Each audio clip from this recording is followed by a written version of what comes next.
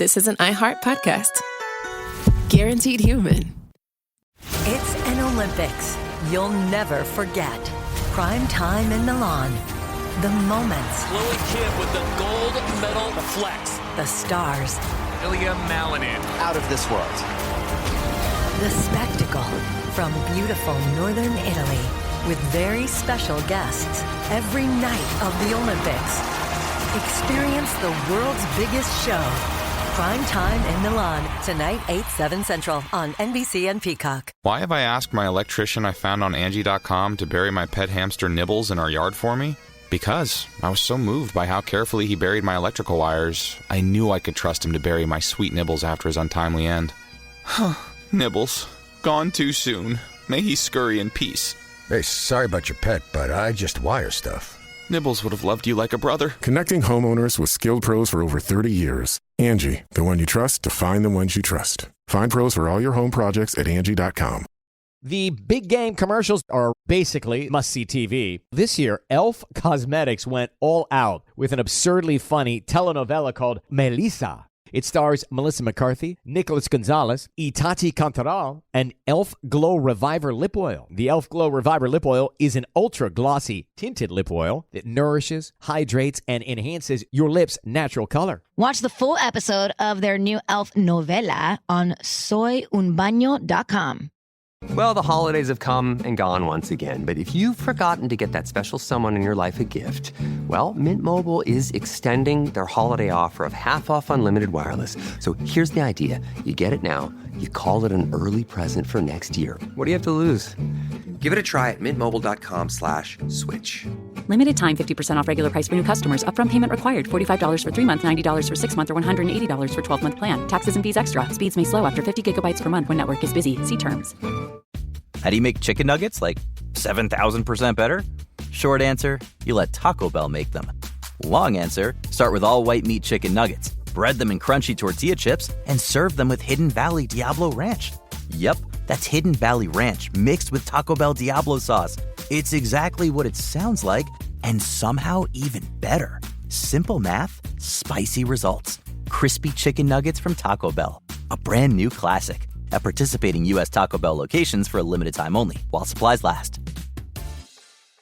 This attack here in Washington really triggered an immediate reaction from the Trump administration to clamp down on various forms of legal immigration.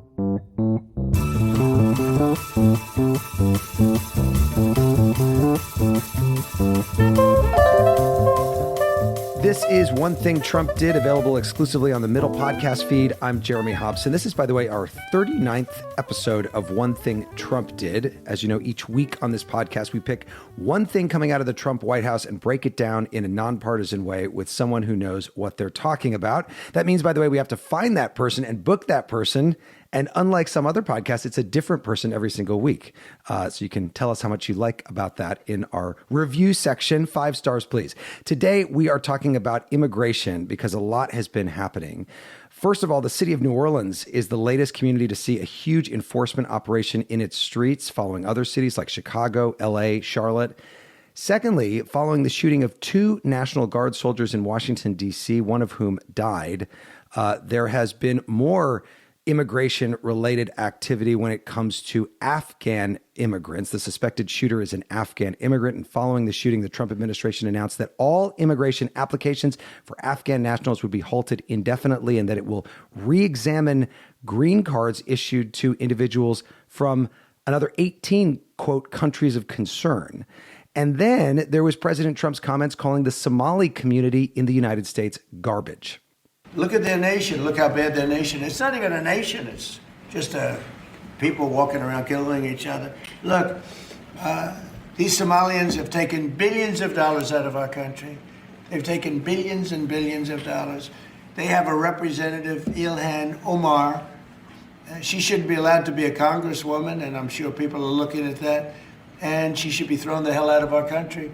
And most of those people, they have destroyed Minnesota, okay? That beautiful land, that beautiful state, it's a hellhole right now. And the Somalians should be out of here. They've destroyed our country.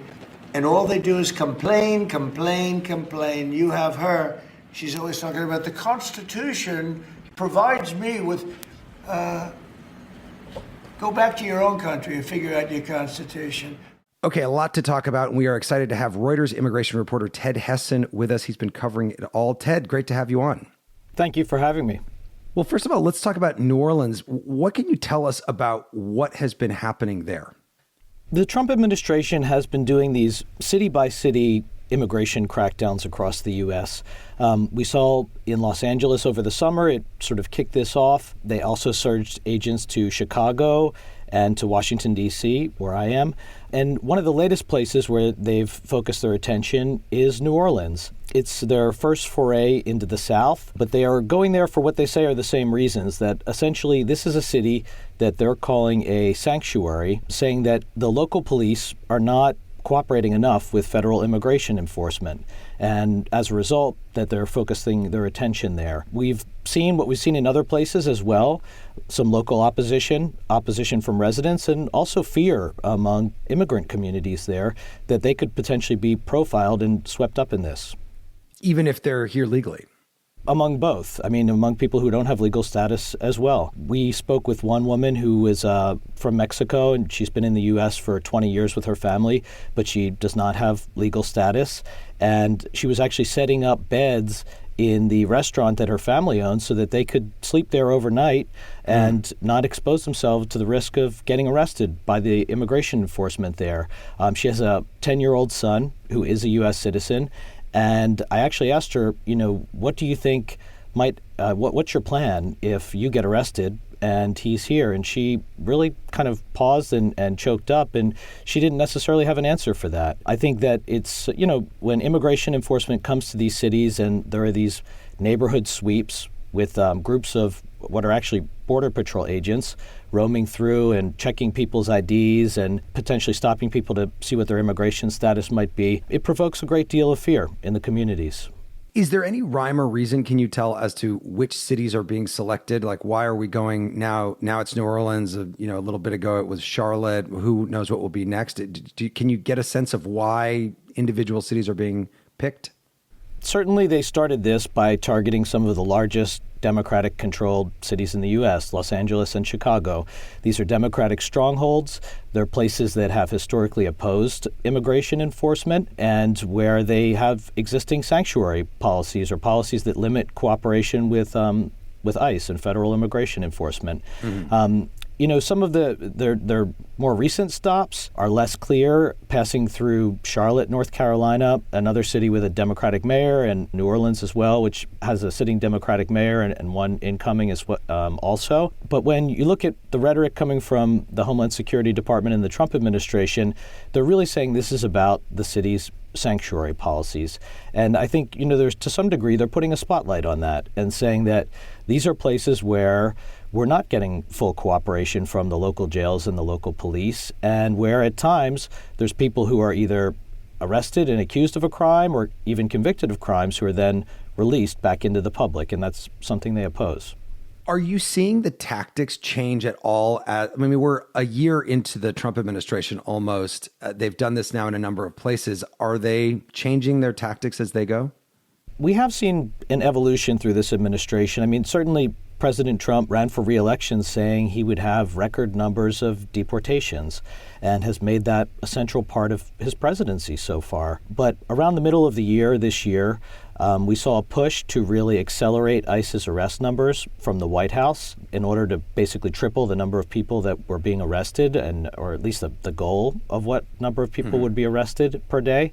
And we did see with that an escalation of tactics, of less of a targeted approach and more of kind of sending surge forces into cities to roam through neighborhoods, roam through areas, stop cars in some cases. And there have even been court cases over this. In Chicago, where we had a federal judge actually rein in some of Border Patrol's tactics, aggressively moving through cities and using tear gas and to deter protesters, or what they said was used to repel protesters. So yeah, we have seen an escalation in their tactics, and certainly to get the sort of arrest numbers that the Trump administration wants, it's very challenging to do that in a targeted way that's actually just looking at, say, criminal offenders, If they were just doing that, I don't believe they would be reaching the sort of numbers that they have and what they're striving towards.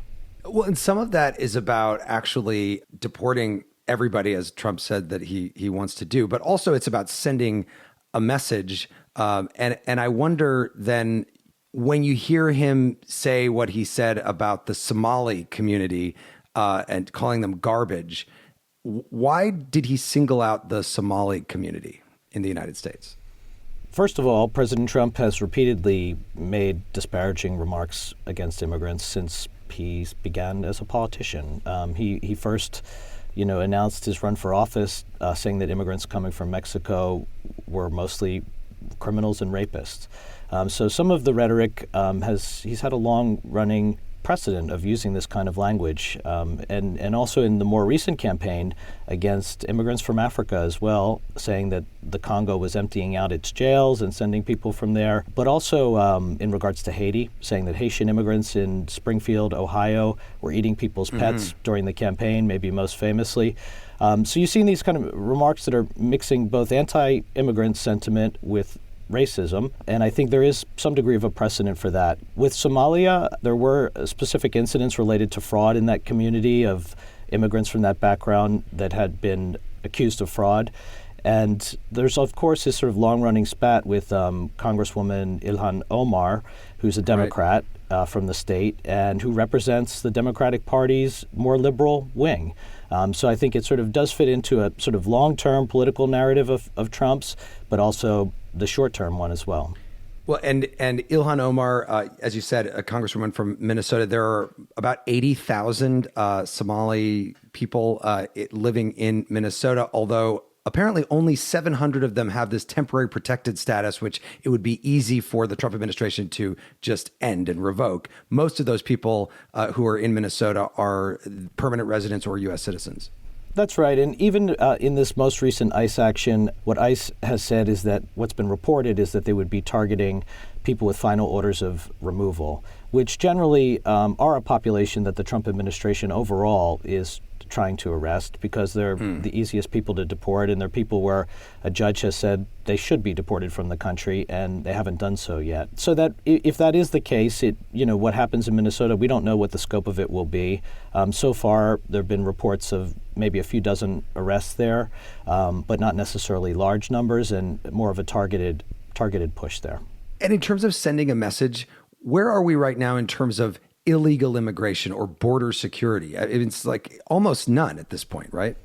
One of the major shifts of this administration has just been the complete shutdown of illegal immigration across the U.S.-Mexico border. During the previous administration under former President Joe Biden, we were seeing record numbers of people being caught crossing illegally.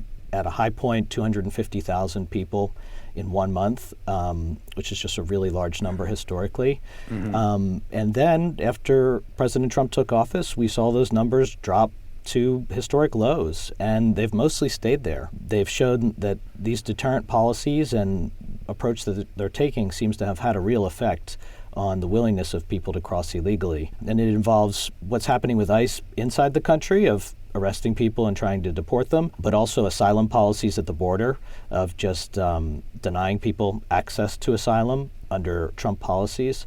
And then this specter of being deported to a third country, which is a relatively new phenomenon, and this idea that we might not even deport you back to your home country or another country of your choosing, but instead send you to one that you don't want to go to, that's potentially dangerous and where you don't know what your fate's going to be.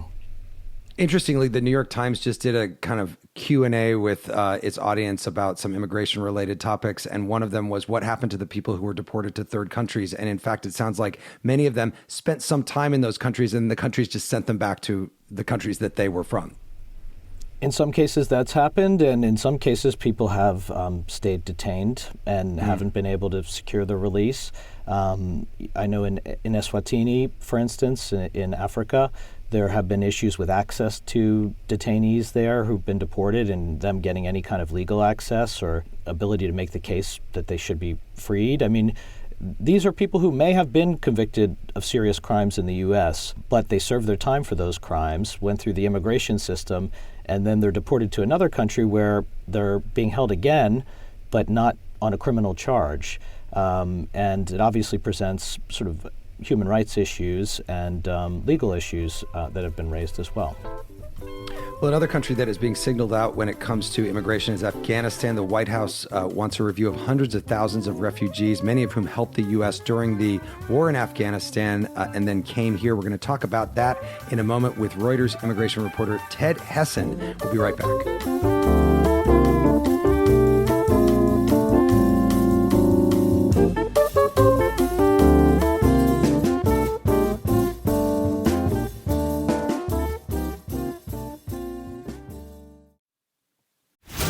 Olympics you'll never forget. Prime time in Milan. The moments. Chloe Kim with the gold medal flex. The stars. Ilya Malinin. Out of this world. The spectacle. From beautiful northern Italy. With very special guests. Every night of the Olympics. Experience the world's biggest show. Prime time in Milan, tonight 8/7 Central on NBC and Peacock. Why have I asked my electrician I found on Angie.com to bury my pet hamster Nibbles in our yard for me? Because I was so moved by how carefully he buried my electrical wires, I knew I could trust him to bury my sweet Nibbles after his untimely end. Nibbles, gone too soon. May he scurry in peace. Hey, sorry about your pet, but I just wire stuff. Nibbles would have loved you like a brother. Connecting homeowners with skilled pros for over 30 years. Angie, the one you trust to find the ones you trust. Find pros for all your home projects at Angie.com. Ever wonder why so many people regain weight after stopping a GLP-1? Up to 40% of the weight lost can come from lean muscle. This weakens the body, slows metabolism, and makes it easier to put the pounds back on, creating a cycle of dependency. Prolon's 5-day fasting-mimicking diet offers a drug-free way to maintain results and support long-term metabolic health. In just 5 days, it activates fasting pathways to burn fat, protect muscle, and rejuvenate cells, all while letting you enjoy real food. Get 15% off plus a $40 bonus gift when you subscribe at prolonlife.com/iHeart. That's prolonlife.com/iHeart. You see it instantly. It's Coldwater Creek, the mark of exceptional workmanship and signature touches inspired by a Mountain West heritage. Distinctive styles created from quality fabrics, silhouettes perfected with just the right drape, feel-good fits offering ease of movement, and thoughtful details to elevate your look. Coldwater Creek's authenticity is embodied in every piece, embracing its confident spirit that carries through to today. Discover Coldwater Creek clothing, designed to fit your life the way you want. For a wardrobe you can count on season after season, visit coldwatercreek.com. Shop the new spring collection at 20% off $75 or more with code IHEART20. Welcome to the A Building. I'm Hans Charles. I'm Menelik Lumumba. It's 1969. Malcolm X and Martin Luther King Jr. had both been assassinated, and Black America was at a breaking point. Rioting and protests broke out on an unprecedented scale. In Atlanta, Georgia, at Martin's alma mater, Morehouse College, the students had their own protest. It featured two prominent figures in Black history, Martin Luther King Sr. and a young student, Samuel L. Jackson. To be in what we really thought was a revolution. I mean, people were dying. 1968, the murder of Dr. King, which traumatized everyone. The FBI had a role in the murder of a Black Panther leader in Chicago. This story is about protest. It echoes in today's world far more than it should, and it will blow your mind. Listen to the A Building on the iHeartRadio app, Apple Podcasts, or wherever you get your podcasts. Welcome back to One Thing Trump Did, exclusively on the Middle podcast feed. I'm Jeremy Hobson. This episode, we're talking about the latest moves from the Trump administration on immigration, and I'm joined by Reuters immigration reporter Ted Hesson. Ted, you're in Washington, D.C., where President Trump brought in the National Guard in the name of reducing crime. Although, as we've talked about on this show, given the rules about what they're allowed to do, some of them have actually just been beautifying parks or just being present in Washington, D.C. And then 2 Guard members were shot recently, allegedly by an Afghan immigrant. One of the soldiers died from her wounds. What can you tell us about the policy response to that from Trump when it comes to Afghans in the U.S.?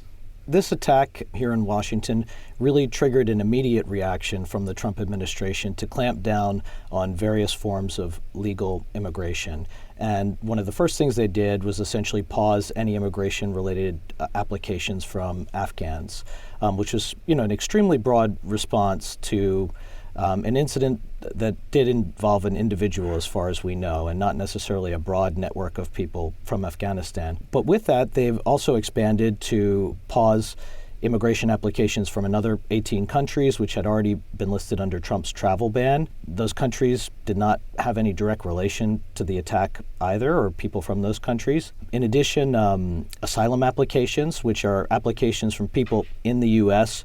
who are seeking protection here to stay, have also been essentially paused and put through a revetting process to see if those should go forward. So there's just been a number of fairly broad measures within the immigration system to tighten vetting, to slow things down, all within, framed as a response to this attack. Well, and you mentioned the 18 other countries. Now, Secretary of Homeland Security Kristi Noem says that list could expand to more than 30.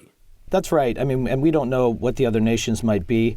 We do know that back before Trump issued this, what we call his travel ban in June, which was basically blocking, I believe, 12 of those 19 nations, both immigration and non-immigrant visas being issued from those places, as well as partially blocking from the other countries. But we know back then in June, they were also exploring other countries as well. So there are some additional nations that the Trump administration believes, or has believed for months now, that could potentially be subject to more visa restrictions. The Homeland Security Department also used a term the other day, which is remigration. What does that mean, and what is the significance of DHS using it? There's been pushback against the use of that term in that it has an anti-immigrant sentiment and has connotations that come with it. I think, in the broader sense, the Trump administration has, one, made it clear that they believe that people who are in the country illegally need to leave, and they're taking whatever steps they can to compel that, either by putting them through the deportation process or by encouraging them to go voluntarily. And then also that legal migration should be tightened. And I think what we've seen is a willingness to even reevaluate people that were granted legal status under previous administrations and in previous years. Now, while some degree of that is normal, while cases may get reopened when there's some sort of indication of fraud or something illegal happening there, I don't believe we've seen a wholesale sort of effort to review past approved cases as what has been discussed here. So I do think it'll be something to watch, just how aggressively the Trump administration goes into this process of looking back into previously approved visas, or even cases where people have naturalized and become citizens, what they call a denaturalization. Now, it's not that easy to necessarily do that. It's a complex legal process, and they can't just snap their fingers and remove someone's citizenship. But even a willingness to wade into that would be a change. Wade into it in a large-scale way would be a change.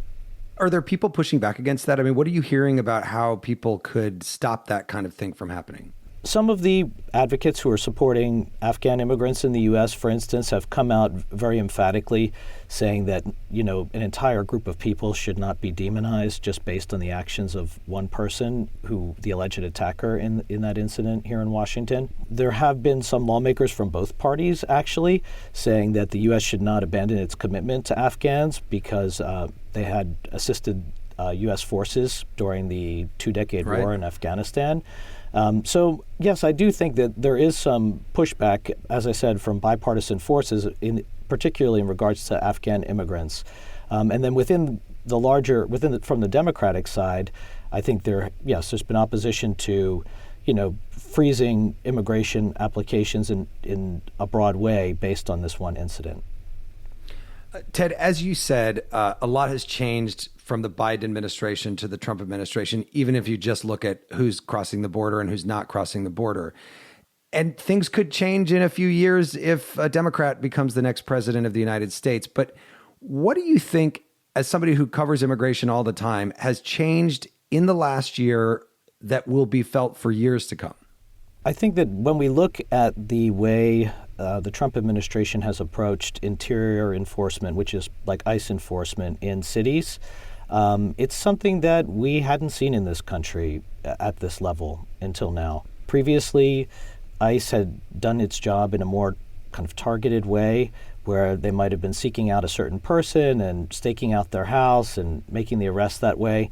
But in the last few months, with this push to essentially reach higher numbers, they've really changed their tactics in ways that have, what we've seen, swept in more non-criminal offenders and also just been disruptive. I mean, one thing that has changed is these arrests at courthouses. So you have people who are going to court, essentially trying to do what they think they should be doing within the system, and are finding themselves get arrested. Similarly at naturalization interviews or at immigration interviews at government offices. And, you know, there will be longer term ramifications of that, both with, you know, the families and the communities that are affected, but also how people view immigration enforcement and what might even be possible within it. Things that maybe previously an administration might have thought was off limits is shown that a president that wants to clamp down on immigration actually can go there and try and do this.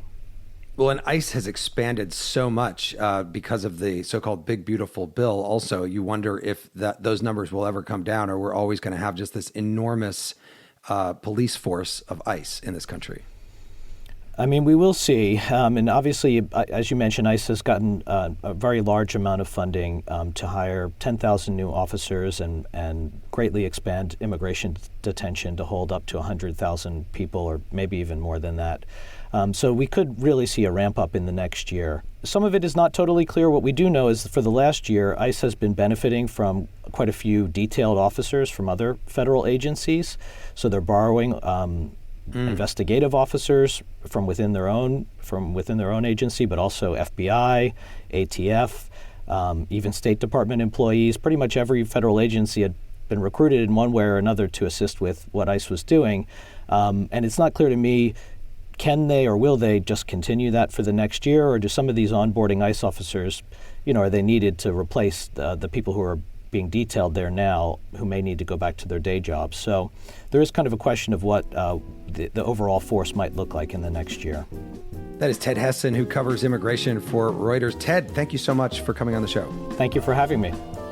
And thanks to you for listening to One Thing Trump Did. It was produced by Harrison Patino. Our next middle episode is coming to your podcast feed later this week, and we're going to be asking if going green matters to you, even though a lot of the tax credits that came along with that are going away very soon. Our theme music was composed by Noah Haidu. I'm Jeremy Hobson. Talk to you soon.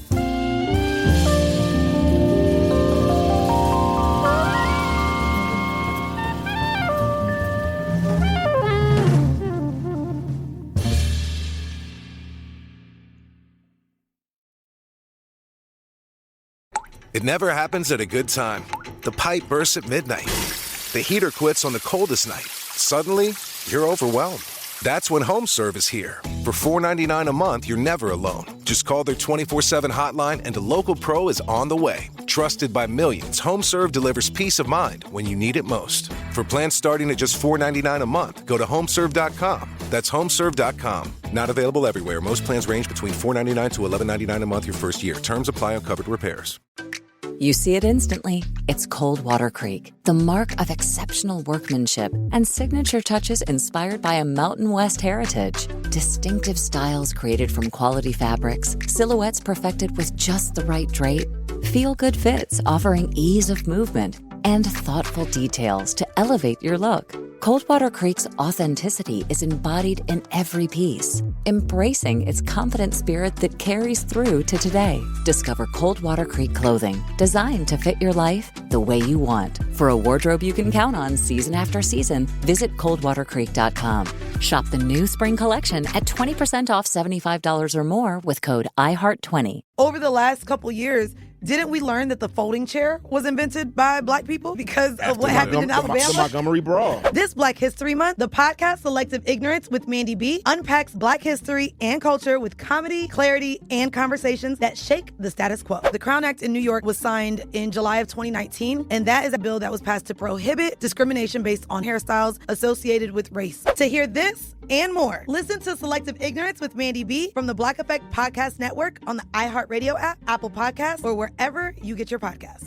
1969. Malcolm and Martin are gone. America is in crisis. And at Morehouse College, the students make their move. These students, including a young Samuel L. Jackson, locked up the members of the Board of Trustees, including Martin Luther King Sr. It's the true story of protest and rebellion in Black American history that you'll never forget. I'm Hans Charles. I'm Menelik Lumumba. Listen to The A Building on the iHeartRadio app, Apple Podcasts, or wherever you get your podcasts. This is Ryder Strong, and I have a new podcast called The Red Weather. In 1995, my neighbor, Anna Trainer, disappeared from the commune. It was nature, and trees, and praying, and drugs. So no, I am not your guru. And back then, I lied to everybody. They have had this case for 30 years. I'm going back to my hometown to uncover the truth. Listen to The Red Weather on the iHeartRadio app, Apple Podcasts, or wherever you get your podcasts. This is an iHeart podcast. Guaranteed Human.